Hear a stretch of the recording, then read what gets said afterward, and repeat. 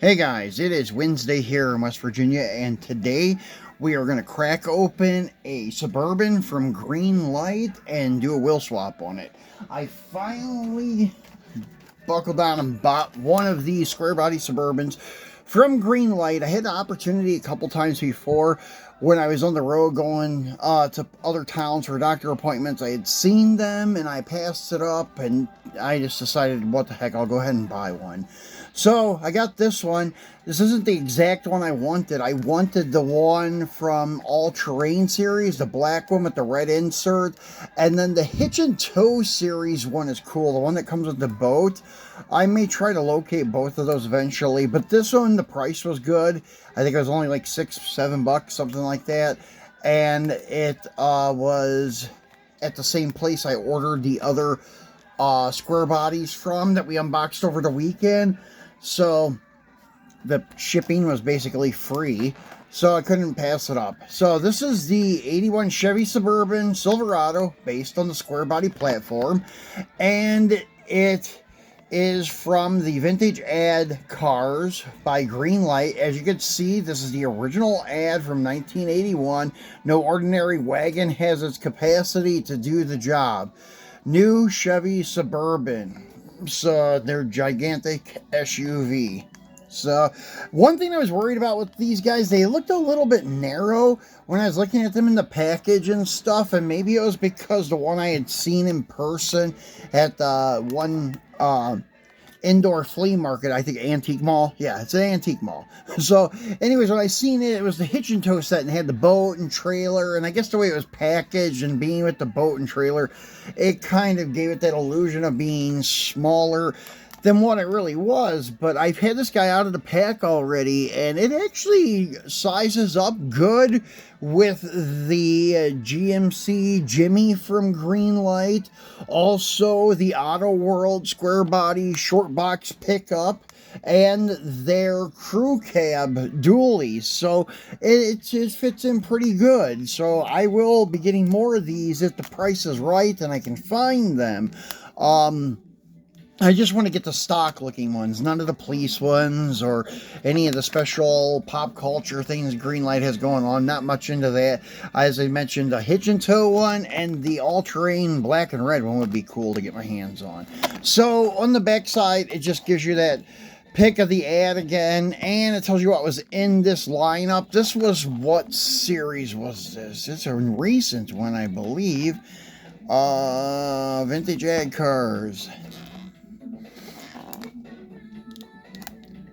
I think it's up there somewhere. Let's look in the back and see what it says there. Yeah, it doesn't really say. Oh, Series 10, duh, right there, big white letters. So anyways, collect the whole Series 10. A 48 Ford Super Deluxe convertible, a 57 Plymouth Fury, a 67 Chevy Camaro SSRS, and they do make a very nice 67, 68 Camaro. 68 Volkswagen Type 2 T2, the 73 Ford Gran Torino, and this Bourbon. So let's go ahead and get him out. Take a look at him real quick before we slap a new set of wheels and tires on him. I don't have nothing really against this. I'm just not into white line or white wall tires on a truck. I don't know. I just think it looks a little ridiculous, in my opinion.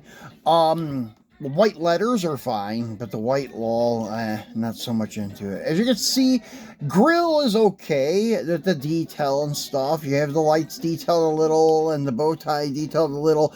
The grill should have been, I know, kind of flattened out, meaning the paint, the color, not really the grill itself. It's already flat enough. But it should have had something put on it to give it a little more detail.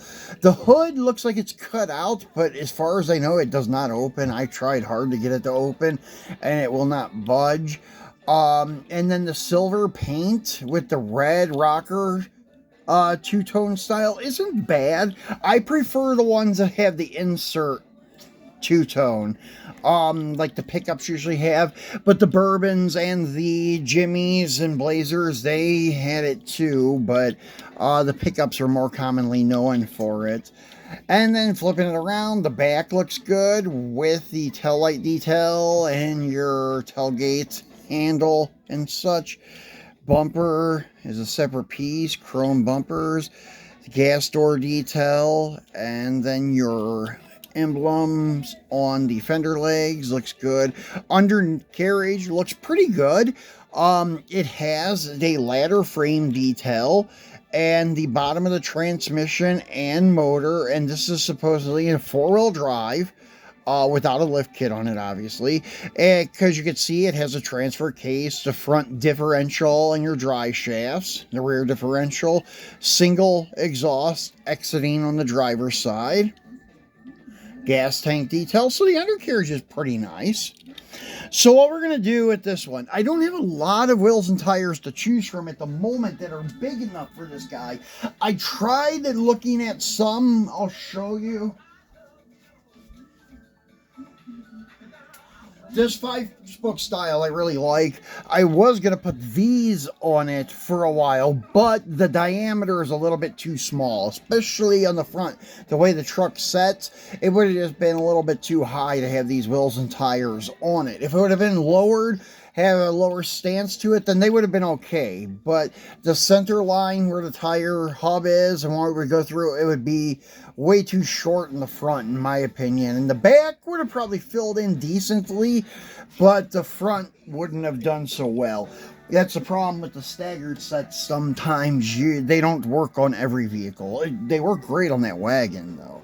So what I'm going to use today are the large diameter steel rims. These are Mopar wheels, I believe. These are what are on most of the new, I would say like 17 and newer Charger police cars in the Hot Pursuit lineup that Greenlight releases. This is what comes on most of them. They're like 20-inch diameter steel rims with a dog dish cap, and they look really good too. I put some on a Dodge truck. It was one of the Adventure 150 slammed on the ground, and it looks really, really good, except the front ones don't roll too good because these wheels are a little bit fat, like Greenlight is known for, making wheels a little bit too wide. They do rub up in the top of the fender because that truck, or those trucks from M2, are very low to the ground. So these wheels are very large diameter and wide overall, so they will not work on a lot of stuff. They look good on that truck, and it rolls a little with a little help. So I'm leaving them on it. That's why I decided to open another pack of these Hot Pursuit tires. I still have one left if anybody needs them for $10. Just find me on Instagram, same name, Ron's Muscle Car Diecast, or you can find it on eBay. I think the link is in the description. At least the link to my eBay store is there. I don't know if it's a direct one for the wheels and tires or not. So, anyways, we're going to use these guys here. And as I mentioned the last time we unboxed a set of these, and I put the blue ones on my Chicago Ford, but I ended up painting them white because, well, the blue paint came off because I had to take the tire off the rear ones to get them to go on the car. And, well, what happens when you take the tires on and off, the paint starts chipping around the lip. So, anyways, as I mentioned, this guy I've already had the wheels off on, and these ones came off like butter. I mean, they were surprisingly easy. They don't fall off, and they don't pull off with just your fingers, but I just took my flat blade, and I just kind of finagled it in there under that lip, and just pushed a little bit, and they came right off. Now what you make a liar? No, there, see what I mean? I know they're coming off a little easier than they were the first time, but not much. It's about how easy it was to get them off the first time around. They are actually very easy to get off. I know a lot of times with the Greenlight ones, sometimes I worry because of the fact that the wheel will break. Sometimes it breaks the nipple right off. I know some people have told me to use a soldering iron and hit the nipple, but sometimes the nipple for your axle is recessed in the back of the wheel and you can't get to it. And even to heat the axle, you can't really get to the axle sometimes because it is a snug fit. So trying to heat it is almost impossible. So now that we've got the wheels and tires off of this thing, it looks like it was left in a slum area of an inner city somewhere. I just need the cinder blocks. So, as I mentioned, we are using these big diameter steel rims, and they do look pretty cool. I would have preferred to run a chrome rim on this truck, but I didn't have any. So, I don't think this is going to be a permanent swap. I think eventually they will get put on another car. But as you can see, they do look pretty good. They fill the wheel opening nicely. But the bad thing with these two, even with just pushing on the wheel to get it on the axle earlier, the lip has an area where you can start seeing chrome.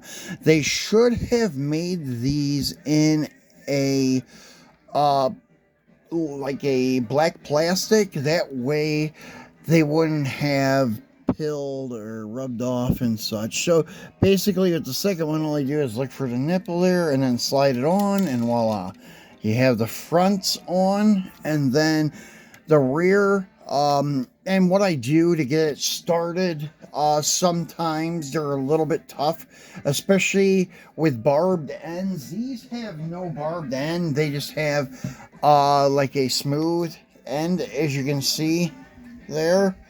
But what I do is I'll just hold it with the needle nose closer to the end. That way I don't end up slipping up and bending the axle, and just kind of push it on with my thumb. And that usually works pretty good. And as I said, with the barbed end, sometimes you have to twist it a little bit to kind of screw it over the barbed part. So here is the other one. And once again, we will just shove that on, and voila, wheel swapped Suburban. And if I don't say so myself, it looks pretty good, except for the chrome lip showing through on that wheel again. Now, if that's not up there, it looks really good. But as I said, they're not like my number one choice of wheels for that truck, but I don't like the white walls. I know I could flip these tires and have black walls, but I'm not so like keen on the stock hubcaps either. So it just needed something else for me. Right now, I mean, it's not, I don't know, that great, but it's better than what it was, in my opinion. So later on, I'll try to get some other wheels and tires for it. Maybe something like these, if possible. I think that's what comes on the black and red one from the All-Terrain series, and they look really good on it. So maybe I can find something. I think I have a set on one of my M2 trucks. I'll check out and see if I can find them and borrow them from it. So guys, that's it. I appreciate you watching, and we'll be back again on Friday with our Free It Friday with some cool stuff. And be sure to turn on your notification bell so you know when we drop a new video. And please give us a thumbs up. It helps us move up in the algorithm and will help our channel grow. Thank you very much for watching, and thank you for your support.